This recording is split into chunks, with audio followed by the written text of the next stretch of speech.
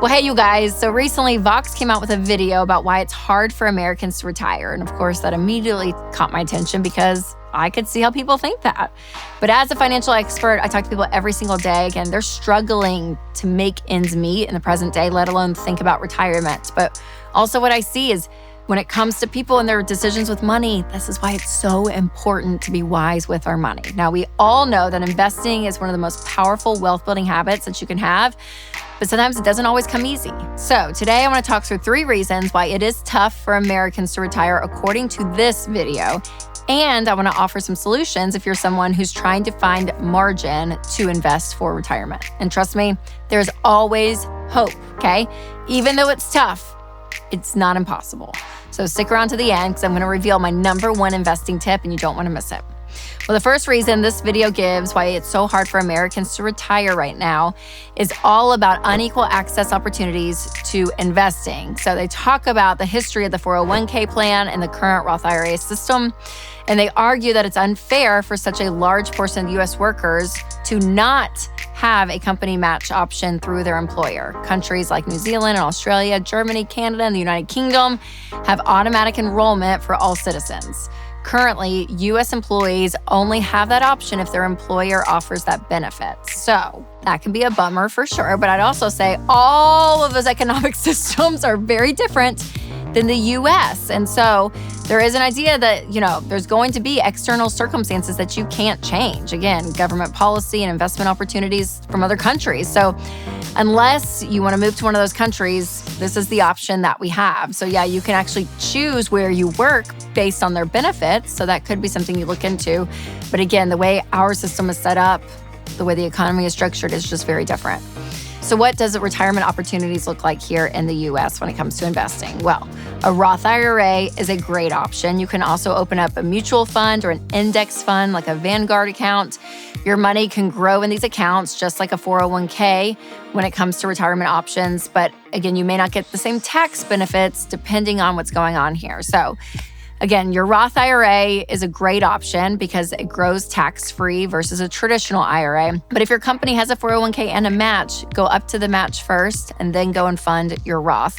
And then if you're looking for other ways to invest beyond that, if you've maxed out your retirement, then yes, things like just a good standard growth stock mutual fund, index fund, a Vanguard account, all of those are options. But remember, the taxes on those are going to be different than retirement. Now, the second reason people are struggling to retire is personal responsibility. So a lot of people seem to be dragging their feet when it comes to the discipline of investing. And I get that too. Investing is one of these disciplines that it can be really hard to start. And again, the earlier you start, the better off you're going to be. And sometimes that's difficult for people depending on where they are financially. And it's also difficult to maintain consistency. So again, when you're to the point that you're ready to invest, you need to just do it. And remember, when you're putting money into these accounts, then you actually have to use that money that's in the accounts to go and invest. That's why I always recommend sitting down with an investment professional. This is something that's really important when it comes to investing. But again, don't get all in your head, you guys. It can be so easy to do that and you just are like, oh my gosh, and you don't do anything. So when you're to the point where you're debt-free, you have a fully funded emergency fund, jump in there and start investing. And if you need to find margin, make sure you have a budget that you're working with because that is one of the best ways to find money to pay off debt and to get an emergency fund so you can get to that investment part.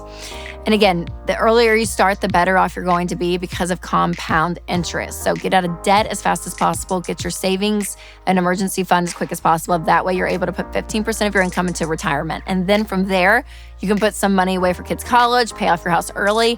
And then at that point, especially when your mortgage is paid off, oh my gosh, then you're able to max out a lot when it comes to retirement, which is really exciting, but you have to have a plan. So that personal responsibility part of this, you guys, is really, really key. You have to believe that you can and actually walk out the plan.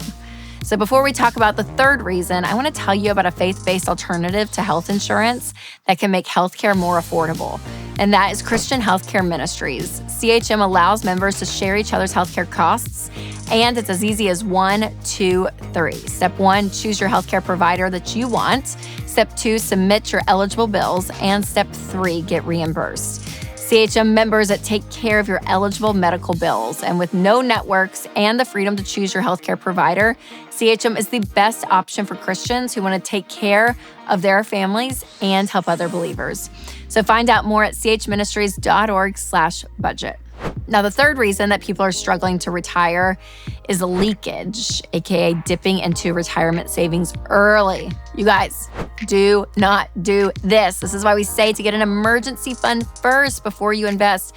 Because listen, it is tempting, I get, to say, oh my gosh, I have all this money and I could take all this money and be able to use it how I need to right now in the moment. But here's the deal. When you have money that you can get to quickly, an emergency fund, then there's this idea that, okay, you kind of reevaluate maybe what the emergency is. You kind of think of options. There's something about having cash on hand that gives you more options.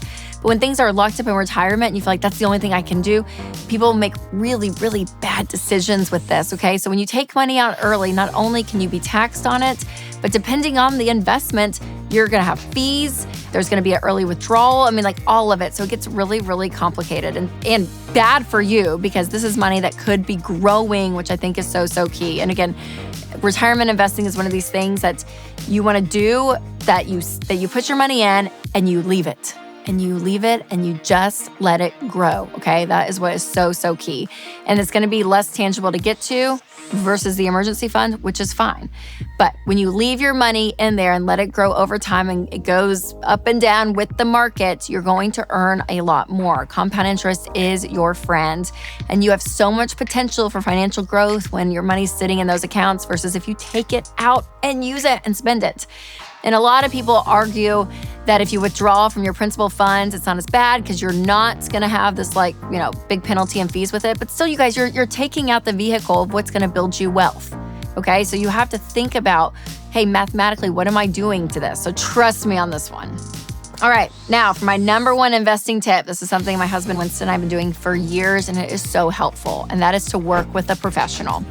Sitting down with somebody that knows that world, you guys, because within your retirement accounts, they're going to be in different mutual funds and there's all these options on what you can do. I mean, there's a lot there, and to have somebody that's in this industry and knows this stuff in and out that's gonna help you grow your money, do that. Now, can you do it on your own just through index funds and Vanguard? Yeah, you can, totally. But looking at your overall financial picture and looking long-term, having somebody that you sit down with, even just once a year, is so, so key. So to get connected with a pro, just click the link in the description below and do that, you guys. It's one of the smartest things you can do with your money long-term. Get a pro in your corner.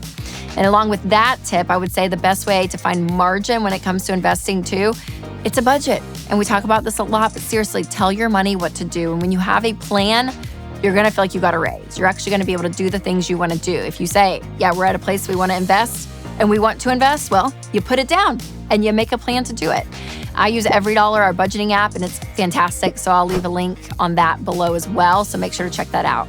And if you haven't seen my episode on the 7 investing mistakes that you want to avoid, you have to check that out next. All right, you guys, good luck investing. And remember to take control of your money and create a life you love.